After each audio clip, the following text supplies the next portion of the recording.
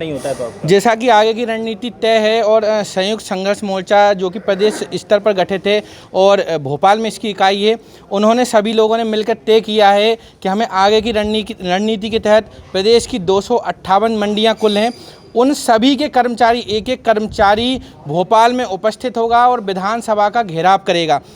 अपनी जो तयशुदा मांगे हैं मॉडल एक्ट हटाने की, और उससे भी ज़रूरी कि हमें शासकीय सेवक घोषित किया जाए, इन मांगों को लेकर हम लोग धरना देंगे और उस धरने के बाद जो भी रिजल्ट सामने आते हैं वो आप सभी लोगों के सामने होंगे।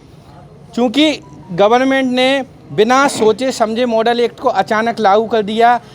मध्य प्रदेश की समस्त 258 मंडियों द्वारा 1400 से 1500 करोड़ रुपए मंडी का टैक्स गवर्नमेंट के खजाने में दिया जाता था, किंतु गवर्नमेंट को जो अभी सोच उनकी निकल के आई है वो समझ से इसलिए परे है कि वो अपना जो मंडी शुल्क है उसका नुकसान भी कर रही है।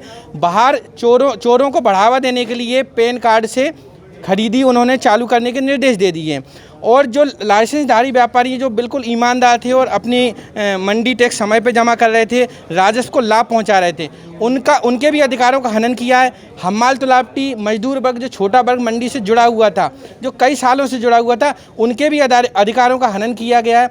न तो किसी भी व्यक्ति से, न किसानों से, न हमाल तुलावटियों से इसके संदर्भ में कोई राय ली गई। गवर्नमेंट ने अपनी तानाशाही नीति के तहत इन सबको लागू कर दिया। एक तो मंडियों को विभाजन किया गया है, पूरे देश में एक नीति हो, एक बाज़ार हो, इस तरह का होना चाहिए। इस पर कोई कार्रवाई करनी चाहिए शासन को। मॉडल एक्ट अलग कर दिया है, मंडी को अलग कर दिया है, मंडी को एक सीमित कर दिया है कि आप अपने घर में रहोगे, मतलब कोरोना से पीड़ित कर दिया उसको कि आप क्वारंटाइन हो गए, आप अपने घर में ही रहेंगे, केवल घर के बाहर आपको कोई अधिकार नहीं है, कुछ भी नहीं है।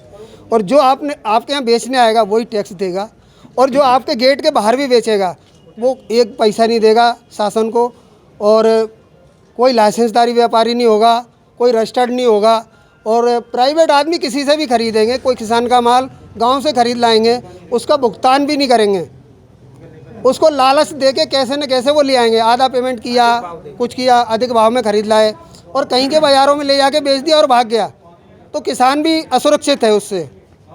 एमपी की नब्ज, एमपी का हाल, मध्य प्रदेश की हर खबर एमपी न्यूज टीवी के साथ। लगातार खबरों के लिए सब्सक्राइब करें हमारा YouTube channel MP news TV.